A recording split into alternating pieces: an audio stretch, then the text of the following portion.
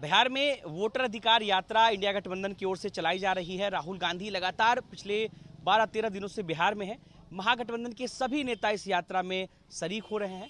इस बीच बीजेपी और कांग्रेस के बीच में कहीं ना कहीं तीखी नोकझोंक जो है वो बिहार के अलग अलग जगहों पर देखी जा रही है। कुछ दिन पहले ऐसा हुआ कि कांग्रेस के मंच से एक शख्स ने आपत्तिजनक शब्द कही, जिसके बाद से बवाल मचा हुआ है। आपको मालूम होगा कि आज सदाकत आश्रम के बाहर बीजेपी के कार्यकर्ता जो है प्रदर्शन करने पहुंच गए थे। कई अलग अलग जिलों में जो है इस तरह की घटना सामने आई है। क्या कहेंगे सर? हमारे साथ पवन खेरा जी हैं, माफ कीजिएगा। ये भारतीय जनता पार्टी का पिछले 11 साल का टूल किट है। जब भी भारतीय जनता पार्टी घेरे में आ जाती है, सवालों के जवाब नहीं दे पाती, रंगे हाथों चोरी करते हुए पकड़े जाती है, तो वो इसी तरह का टूल किट अख्तियार करती है। इस बार भी वही हुआ। हमारे मंच से जब कार्यक्रम खत्म हो चुका, उसके बाद कोई आकर भद्दी भाषा का इस्तेमाल करे जो हमारी संस्कृति में नहीं है, हमारे डीएनए में नहीं है। अब वो कौन है, किसने उससे करवाया, जांच अगर निष्पक्ष होगी तो देख लीजिएगा, सब कुछ सामने आएगा। लेकिन ये जानबूझकर पहले ऐसे काम करवाते हैं, फिर उसको मुद्दा बनवाते हैं, फिर गुंडागर्दी करते हैं, जो आज इन्होंने सदाकत आश्रम में की। ये सर आरोप लगा रहे हैं कि उस मंच से जो शब्द कही गई, जिसने भी कहा, ये एक साजिश के तहत किया गया कांग्रेस पार्टी को इस यात्रा को बदनाम करने के लिए। बिल्कुल, यात्रा से ध्यान लोगों का हटाने के लिए, ताकि इनको सवालों के जवाब न देने पड़े। ये टूल किट, जैसा मैं आपको कह रहा हूँ, ये हर बार इस्तेमाल होता है। अभी इस टूल किट का अगला जो चरण होगा वो भी मैं आपको बता देता हूँ। कुछ हफ्तों बाद प्रधानमंत्री रोते हुए दिखेंगे आपको और कहेंगे देखो मेरे को गाली दी, फिर वो सिंपैथी लेने की कोशिश। ये सब टूल किट है।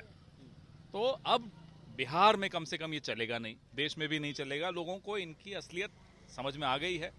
इनकी, जैसा कि मैंने कहा, चोरी भी पकड़ी गई है, रंगे हाथों ये लोग पकड़े गए हैं और इनका ये टूल किट भी एक्सपोज हो चुका है। सर, चुनाव में घमासान मचेगा ये तो पहले से मालूम था, लेकिन अभी से तस्वीरें सामने आने लगी है जहां पर बीजेपी के कार्यकर्ता कांग्रेस दफ्तर पहुंचने लगे हैं, आपस में दोनों भिड़ रहे हैं, पत्थरबाजी, लाठी ये जो है वो सब चलने लगी। ये हमारी संस्कृति तो नहीं है। मैंने जैसा आपको कहा, हमारे डीएनए में ये सब नहीं है। इस तरह की हिंसा न शाब्दिक हिंसा है, न इस तरह की फिजिकल वायलेंस है।